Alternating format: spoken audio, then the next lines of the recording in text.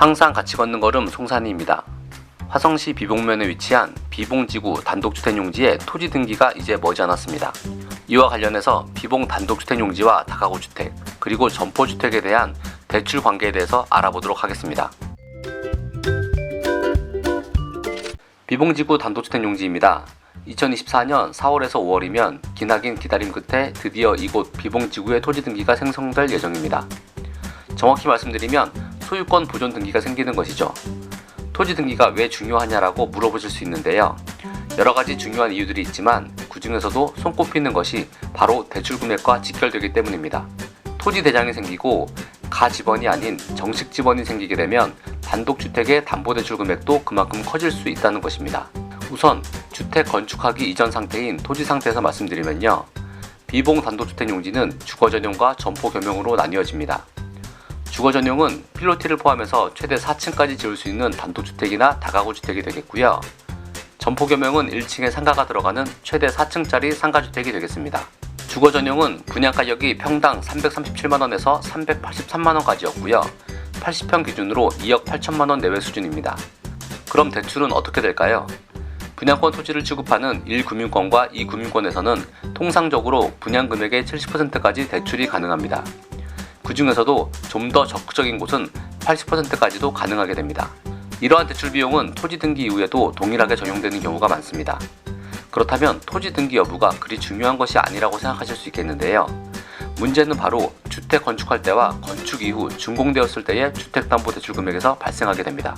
80평 주거전용 택지에서 4층짜리 다가구 주택을 건축할 때 건축비용 8억 2천만원이 소요된다고 가정해 보겠습니다. 그럼 토지비용 2억 8천만원과 건축비용 8억 2천만원으로 11억원이 필요하게 됩니다. 통상적으로 감정가의 60%라서 6억 중반대를 대출받을 수 있다고 생각할 수 있지만 만약 토지 등기가 발생하기 전이라면 대출 금액이 토지 2억원과 건축비 1억원 수준에서 머물게 됩니다. 왜냐하면 토지 등기가 생성되기 전에 건축물을 준공한 경우에는 해당 주택에 전세나 월세 같은 세입자들이 거주할 수 있게 되고요. 그렇게 되면 세입자들이 우선순위가 되고 은행 근저당은 후순위로 밀려나게 되기 때문에 건물 경매가 발생하는 경우에는요, 우선순위에서 밀려난 은행 입장에서는 채권 회수가 어려울 수도 있게 되기 때문입니다. 만약 토지 등기가 생성된 곳이라면 건축물 준공 후 대출 실행 시에 은행이 우선순위 채권자가 될 수 있기 때문에 보다 높은 대출 금액을 받을 수 있게 되는 것이죠. 역시 은행은 그렇게 호락호락한 곳이 아닙니다. 일반 주택에 대해서는 위험 베팅보다는 안전 위주로 대출을 진행해 주니까요.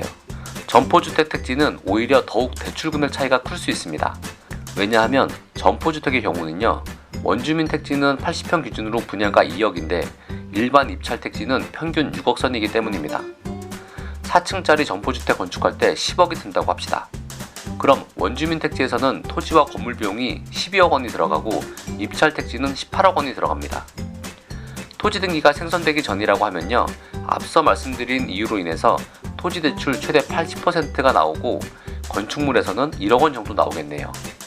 그렇게 되면 원주민 택지에서는 토지에서 1억 6천만 원, 건축에서 1억 나오니까 2억 6천만 원이 되는 것이고요. 입찰 택지에서는 토지에서 4억 8천만 원, 그리고 건축에서 1억 나오니까 5억 8천만 원이 되는 겁니다. 대출 금액이 말이죠. 토지 등기가 된 상태라면 감정가의 60% 수준이니까 꽤 많은 금액을 대출받을 수 있는데 말이죠. 보통 대부분 100% 자기 돈으로 집 짓는 경우 거의 없습니다. 특히 이렇게 4층짜리 건물이라면 더더욱 그렇습니다.